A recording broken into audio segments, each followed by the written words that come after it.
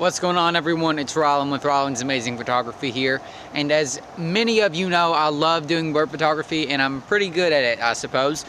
So today I'm going to be teaching you all and giving you all some tips on how you can take really up close bird pictures. So let's go ahead and get right into my tips.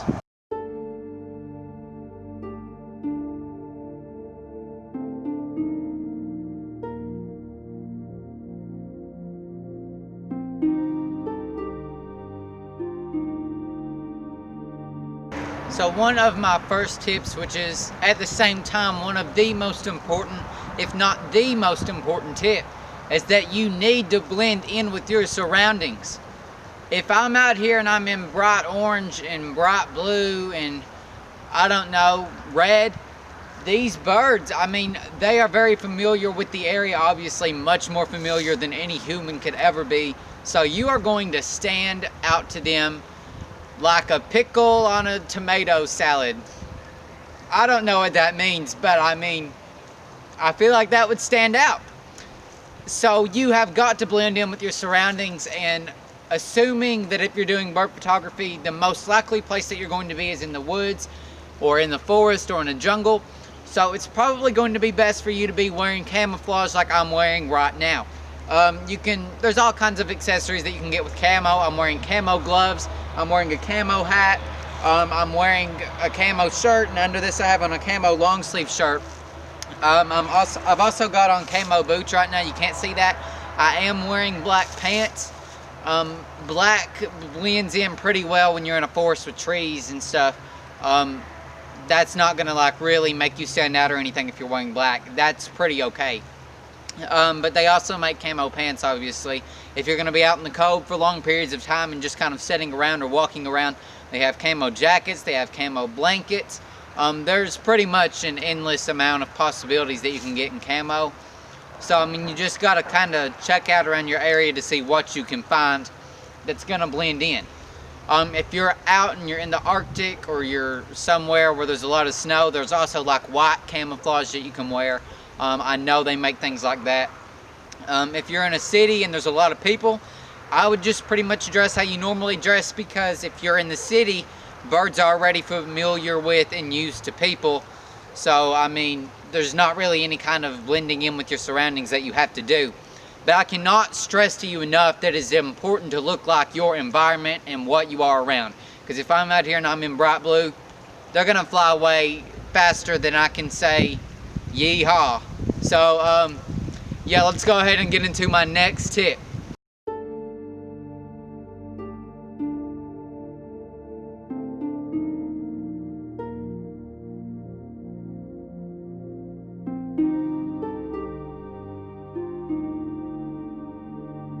So the next tip I have for you all is to stay stationary. When you're out in the wild, you're not gonna wanna just walk around and prance around and about. Granted, that works sometimes, and it's worked for me sometimes, and I've got really good up close pictures of birds doing that. But a lot of the times they're gonna see you long before you ever see them, and they're gonna fly off. So my tip is to just kind of get down on the ground and just kind of stay there. Just be stationary. That is the tip, be stationary. And when you're gonna be stationary, it's important that you apply the first tip, which is to blend in with your surroundings. Now, I'm not saying go in a grass field and lay down, because that's gonna be pretty obvious. So you're gonna wanna kind of have some kind of natural cover. As you can see here, I am in different kinds of bushes and plants, and I'm just laying right down in them. I am surrounded on my right side and my left side, so I have cover so they won't see me from a side angle. The only way that any bird could possibly see me was if they were looking at me straight on a front angle, and it's still gonna be kind of hard to tell what I am. The fact that I'm wearing camo gloves, camo caps, camo shirts, I blend in really well here. And so when you are gonna sit in the woods, it's important that you kind of use natural cover. Now granted, sitting in the woods is not the only way to be stationary. Now I'm about to talk about that in the next tip.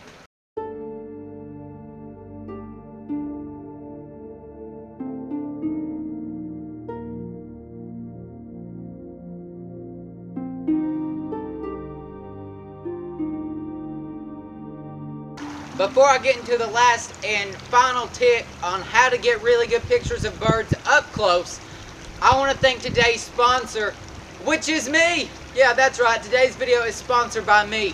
You can go to www.rylandsamazingphotography.com/prints or use the link in the description and you can purchase a variety of my prints, including bird photos. They're really good quality prints. You can get prints on photo paper, you can get canvas prints, and you can even get framed prints.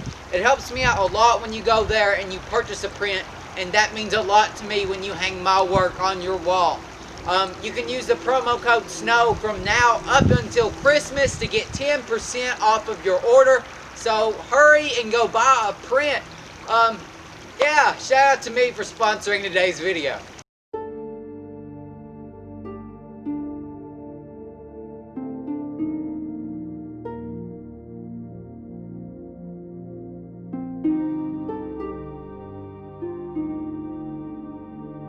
So as you can see behind me in the background, the final way to get up close pictures of birds with any camera is using a blind. The blind behind me, it doesn't take a genius to figure out that that is a stationary blind. You cannot move it, it's not portable. I mean, it's made out of wood. So you can tell that that blind isn't going anywhere.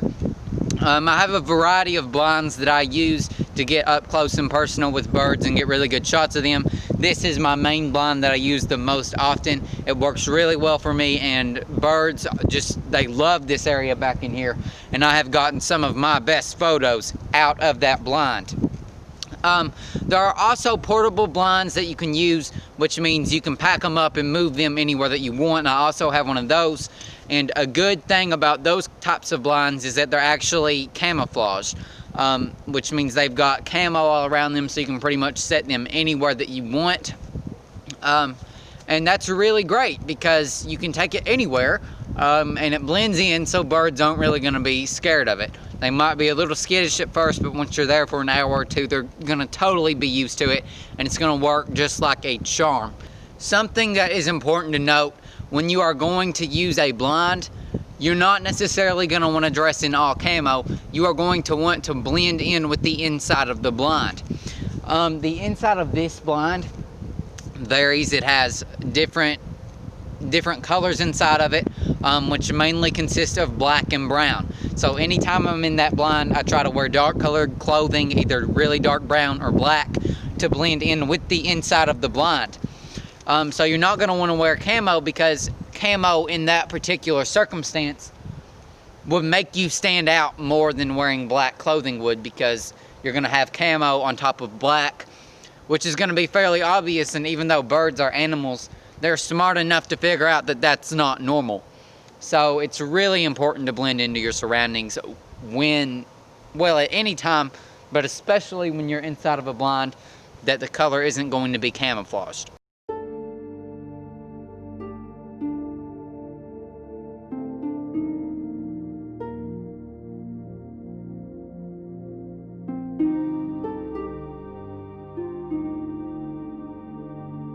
So I do want to leave this on a final note. You're not able to take up close pictures of birds with any camera. If I was trying to get really up close shots with a smartphone, my iPhone, it's just not possible. You just can't get those up close and personal, high detailed shots of wild birds out in the forest.